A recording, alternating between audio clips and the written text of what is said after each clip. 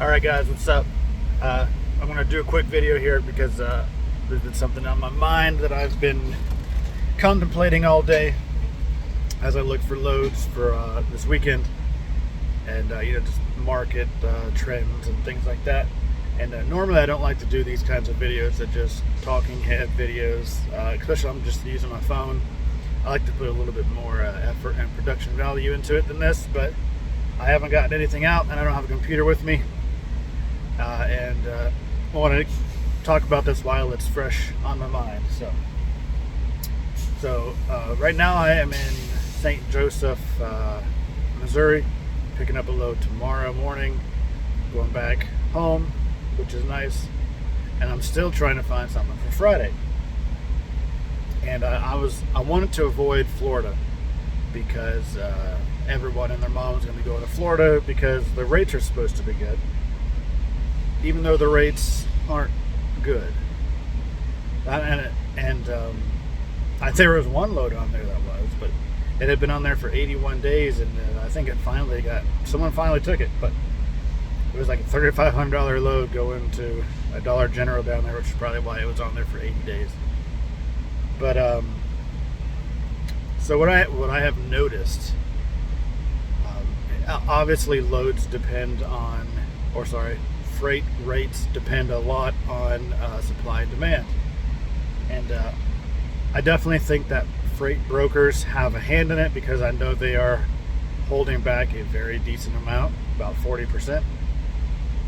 But based on what I've seen and experienced so far, I can't put the blame on them anymore. Not entirely, or at least not majority even. Because, and while I do, and I hate to say it, but I do think they need to have some sort of regulation or something. Someone needs to be watching what they're doing from the inside, because we don't get to see those numbers unless you have like a direct shipper contact. And they're shady. Some of them are shady, and they're definitely holding back more than their fair share.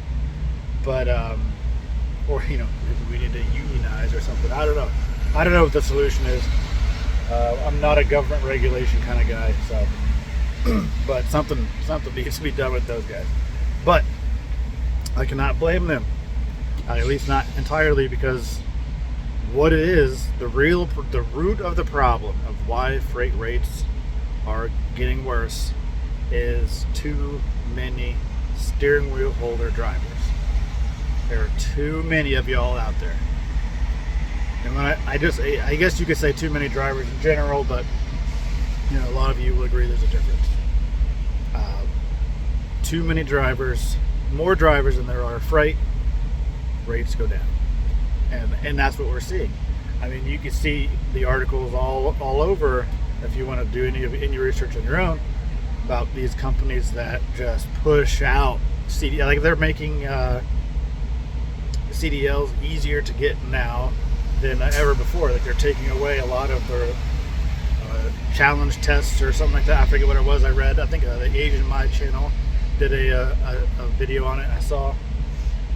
And it's just, they want to get more drivers into the market. And again, the more drivers out here, the lower and cheaper freight's going to be. It's going to get worse and worse. And I know not all of those are company drivers, or owner operators. Some of them are company, and most of you should be company drivers right now. That's for darn sure. But they're getting brokered freight too. If they don't have a contract load going out, their dispatchers are on the DAT boards just like you and me, looking for these loads, and they just take them. They don't negotiate. They don't care about the average. They care about where it's going and when, and they grab it. And some of y'all drivers do that shit too. Just grab it.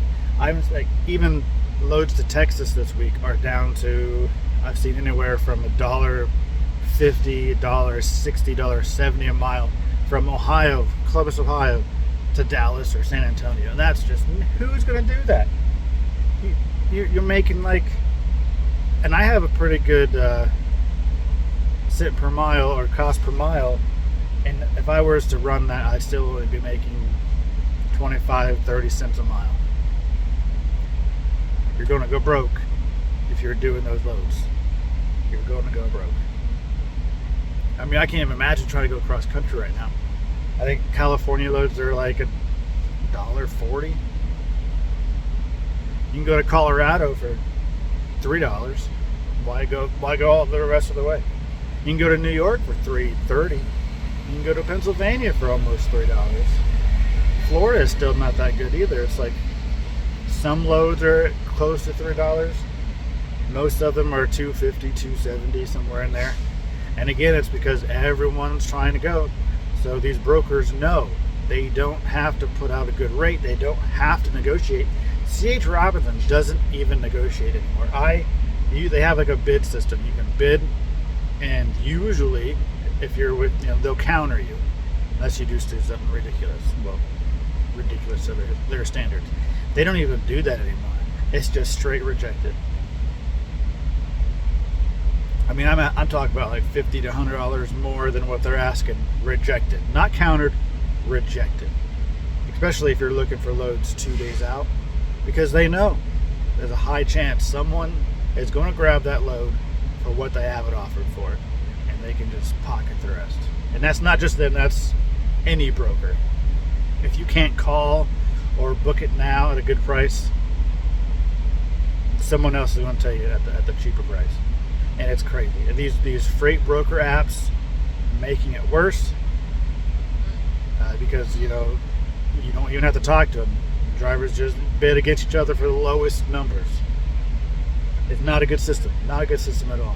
But I ain't gonna keep you guys all that long. I wanted to get something quick. I just wanted to sort of spit that out because it's been bugging me, and sort of realizing it as I'm out here trying to book loads in good areas and calling brokers and telling them like, hey, 15-day average is $500 more than what you're asking. That's what I want. And they tell you they're firm, and I'm like, let me know if you need me. Boom, done. I ain't doing it.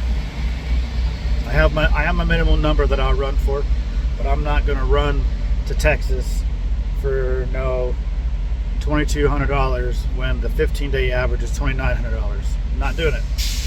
And y'all shouldn't either. But anyway, let me know what y'all think, what you've seen, what you think we can do. We gotta do something. See you guys